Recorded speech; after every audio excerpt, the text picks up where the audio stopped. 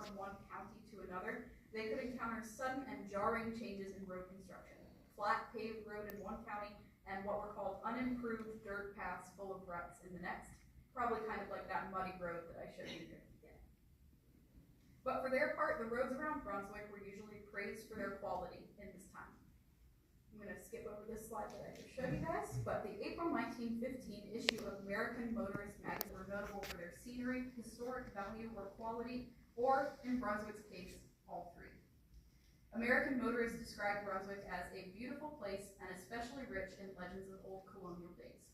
The fine shell roads within the city and also toward both Jacksonville and Savannah have been constantly improved until they are now in excellent condition for 15 miles toward Jacksonville and 10 miles toward Savannah, over the St. Mary's and Centilla rivers, but the magazine also took note of the improvement of the Altamaha River crossing, which was now run by a local trolley company that safely transferred cars over a bridge. So probably more like that train crossing than like the ferry crossing.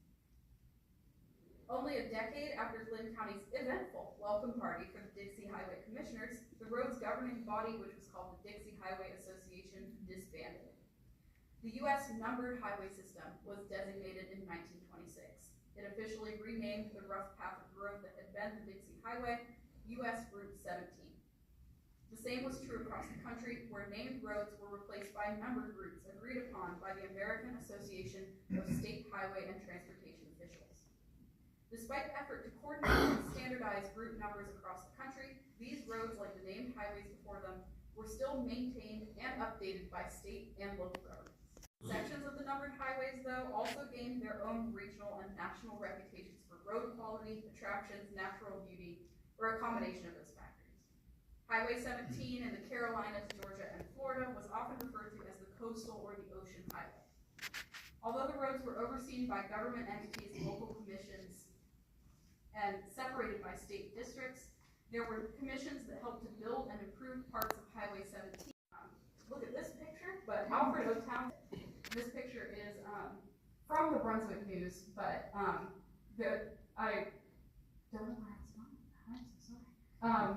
He's holding his daughter Edith, and I just really liked the picture because of Edith smiling at the camera. I think it's really Townsend, though, Alfred O. Townsend on the left, was born in McIntosh County and lived in Texas as a child. But by the time he was a teenager, his family had settled here in Glynn County, where they ran a cattle and a farming business. Townsend was involved in this business, but he also became interested in local politics. He began his career as a deputy clerk, here's where I was going with this, under H.F. Davinion in 1899, and that's H.F. Davinion on right here. He was later named secretary of the county commission, a position he would hold nearly without interruption until his death. He also served on the Glynn County Planning Board and as a charter member of the Coastal Highway Commission, which he was the vice chairman of for many years. The Highway Commission was so influential that after his death in 1939, the commission issued a resolution which stated that he gave unstintingly of his time and energy to the construction of the Coastal Highway, or Highway 17, him and those who so faithfully worked with him in its initial construction. Long ago, he recognized that the prosperity of any community would depend largely upon the good roads which entered it, and he worked with energy and intelligence towards the construction of adequate highways in this part of the state. His dedication to good roads, their construction, and their importance to our community began even before his work on the Coastal Highway Commission. As the clerk of the St. Simon's Highway Commission, says the Brunswick News, Townsend labored in session and out for the success of the undertaking of the building of the causeway linking Brunswick and St. Simon's Island. He was one of several Brunswick natives who were convinced of the ongoing importance of a Brunswick to St. Simon's Causeway and were determined to see this project through. Each of them brought a unique set of experiences that ultimately combined to make the causeway a reality, and each of them benefited from the other's backgrounds. Reporter Clarence Levy of the Brunswick News once wrote that even Oglethorpe had dreamed of the causeway, and this desire went from generation to generation. For years, there was the hope that a smiling genie would build it. But then, official Brunswick and Glynn County resolved to do for themselves what they had patiently waited for years and years for someone else to do. Oglethorpe's dream finally began to take shape in late 1922, when contracts began to be written for the causeway's construction. The dream approached, but it would take hundreds of workers and these several important personalities to truly make it a reality.